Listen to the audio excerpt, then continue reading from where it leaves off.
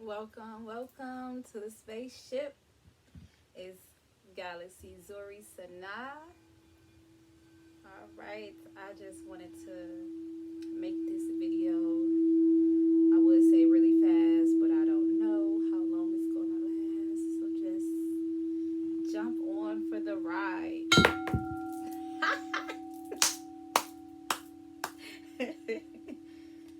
So right now, looks like Instagram is down. How unusual is that? Right? That's one site that's always working no matter what kind of service you got. But it is a message, period.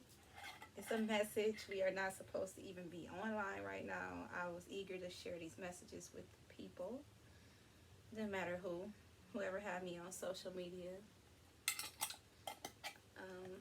Really was looking forward to sharing these messages, but Spirit has other plans, so I am just recording this on my phone and I will post it at a later time. I just put together a tea real quick. This is mullein. I wonder if I'm saying it wrong. Mullein and chlorella.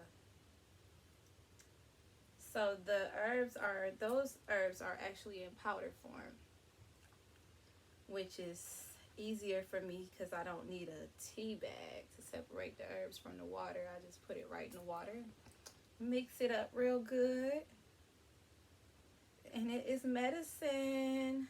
Mullein is good for the respiratory and for coughs and mucus and clearing the lungs and the airway. So that's a really good herb if you know anybody sick. I'm not laughing at people being sick. I just will never say that word because I don't believe in the virus. But if anyone was to get sick, nature is here. Nature has always been here. There's nothing that can't be cured.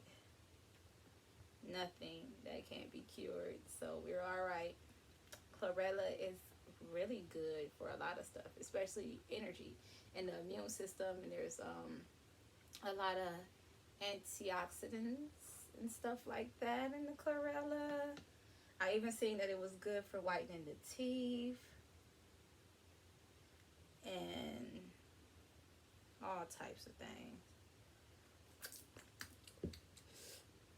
That was real. That was real time. I can't edit that. God damn it, my water was too hot. So that's my tongue right there. That's it. I was ready to have my sip. It's been some weird stuff. Nah, I'm gonna call it weird, but it's just been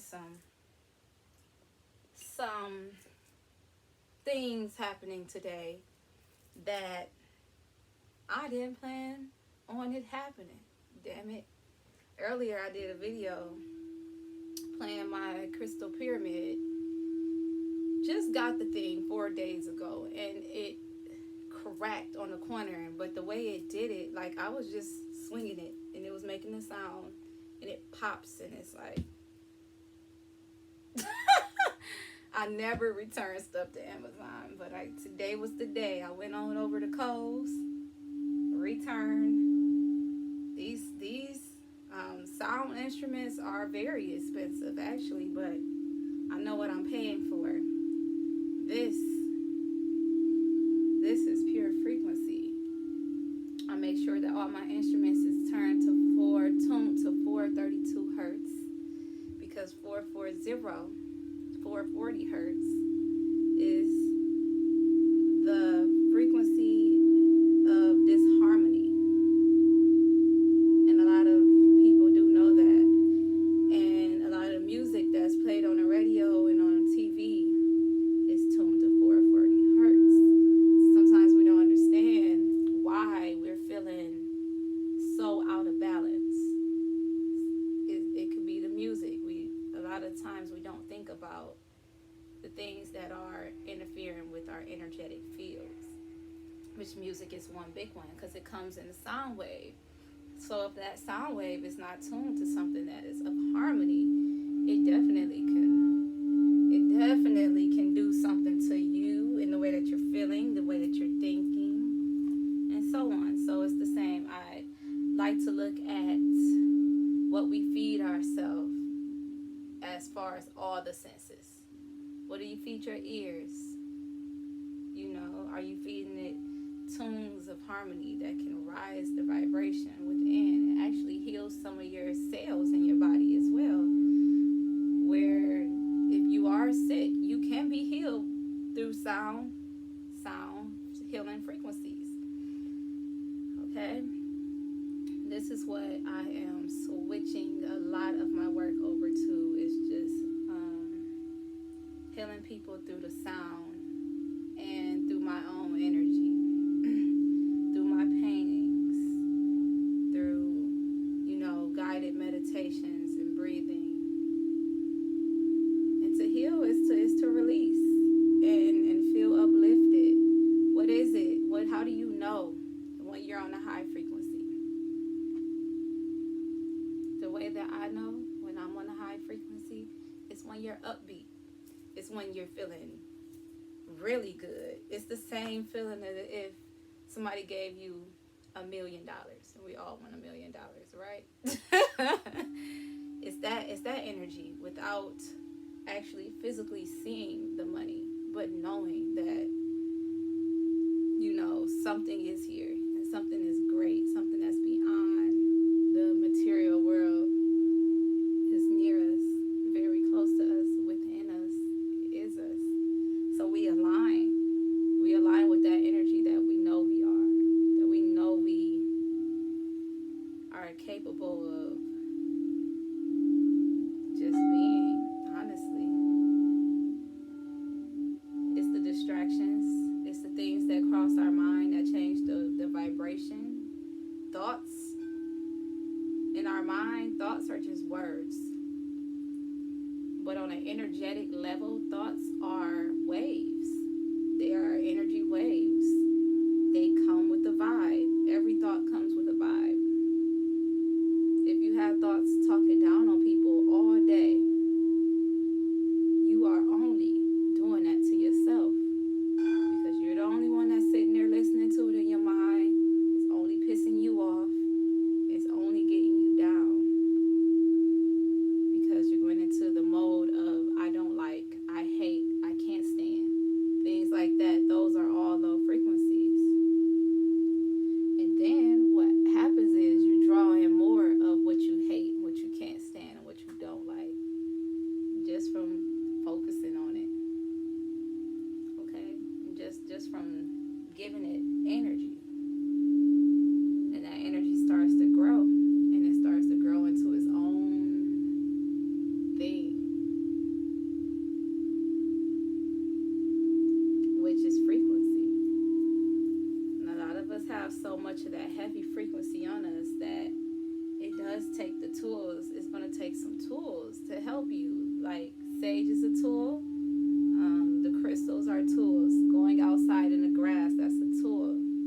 Being outside in nature and just looking around at the different colors, the vibrant colors and the shapes, and feeling the vibrations from the ground. Those are all tools to help rise your frequency, because it's something out there that's already tuned. Something out there that's already tuned. These bowls already are tuned. The crystals are already tuned. Our water is already tuned. So you want to connect with these things that are already tuned, because our tune goes, it fluctuates, because the different thoughts that we have bring different emotions. That's why it's going to be so important to actually relearn how to think. And this is honestly what I'm in the midst of doing now in my life, is retraining my mind how to think, what I want, what do I want to visualize, what do I want to happen for my life.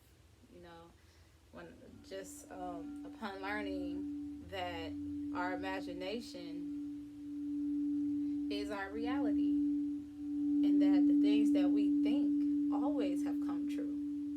The things that we ponder on for the hours in a day are the things that we are attracting, the things that we are focused on the most. So even if it's something that you fear, oh, fear is the biggest one, because fear comes with a lot of emotion. And it takes emotion to manifest something that you really want. So having an emotion set for fear, and you already picturing what you fear, you don't want it to happen so bad, but you are giving it that much energy and that much emotion, just enough emotion and the right amount of attention to pull it into your life. So we wonder sometimes, if I didn't want this to happen, why did it still happen? It's because uh, energy flows where attention goes, right? Did I say that right? You fed it. When we feed anything, we know this. It grows. We feed our egos. Oh, excuse me. We feed our egos. They grow. We feed the thoughts in our mind that's against us in general. The thoughts that's telling you you're going to fail. That's telling you to worry. That's trying to discourage you. That wants you to be afraid of any circumstances that's going on in the world. Once we start to hear these thoughts and we start to follow them and we give them our attention, our energy, and our emotion, this is when we start to attract more of it.